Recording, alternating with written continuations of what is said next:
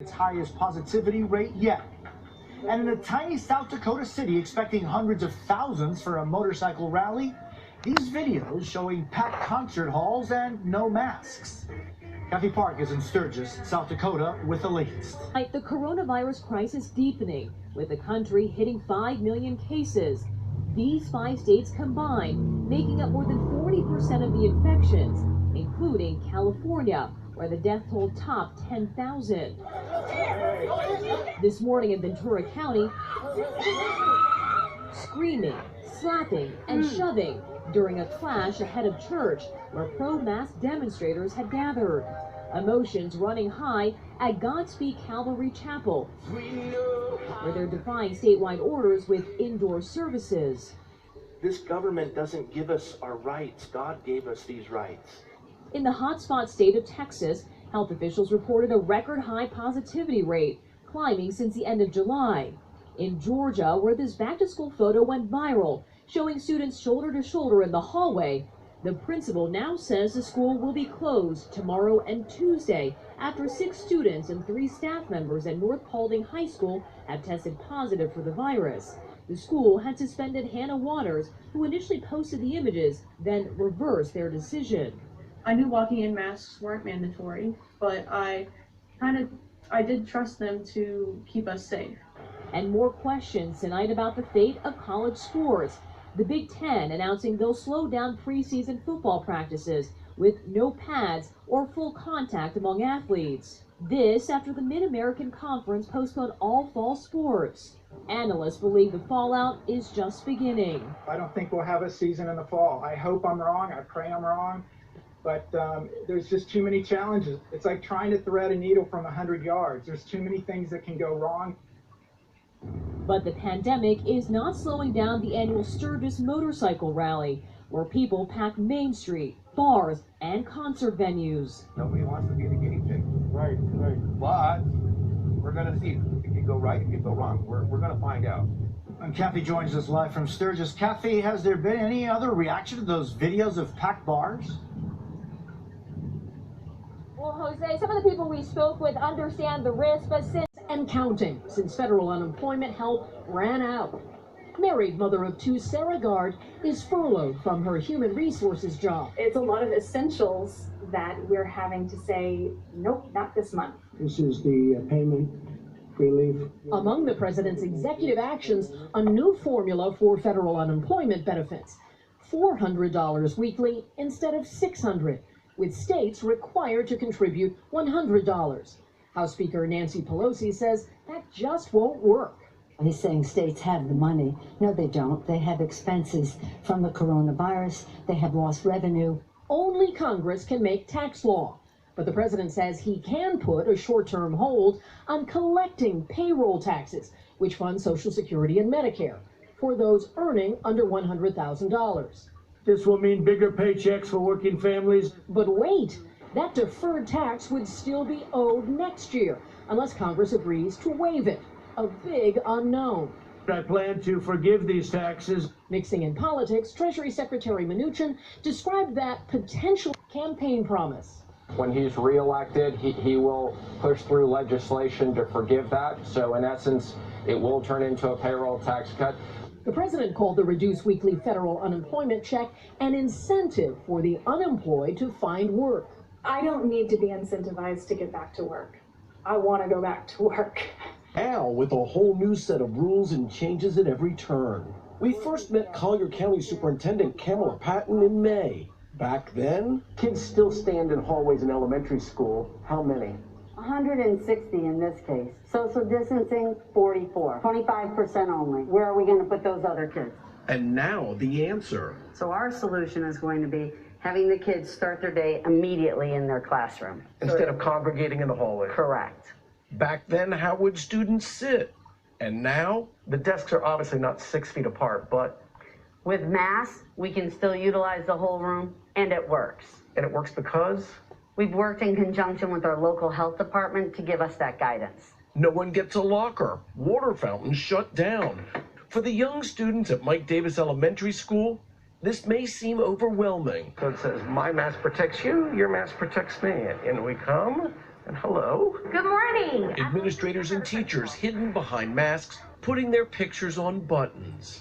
Students still get recess, but the playground is split, keeping kids from different classes from mingling. Kids on playground, yes, mask. With 45,000 students here, the added cost due to coronavirus, $26 million, essentially a COVID surcharge of $578 per student. This has not been inexpensive.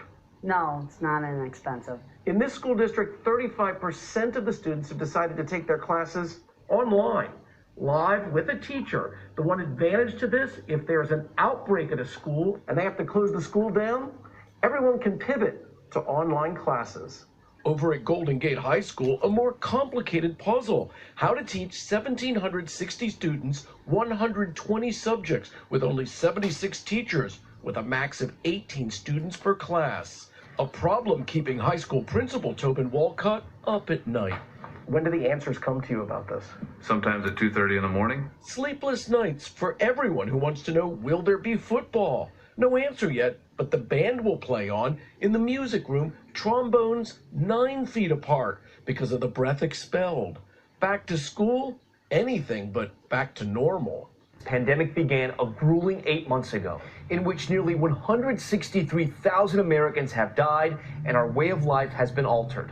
Tonight, those staggering numbers: 5 million confirmed coronavirus cases in the U.S., more than any country in the world. 1 death reported every 83 seconds in the past 7 days. A new internal model from the president's own advisors predicting devastating days ahead, according to the Washington Post. The model warning the number of new infections will rise in the Midwest through the fall, despite President Trump's repeated claims that the virus would disappear. The virus is receding. It'll go away, like things go away. Absolutely. It's no question in my mind, it will go away.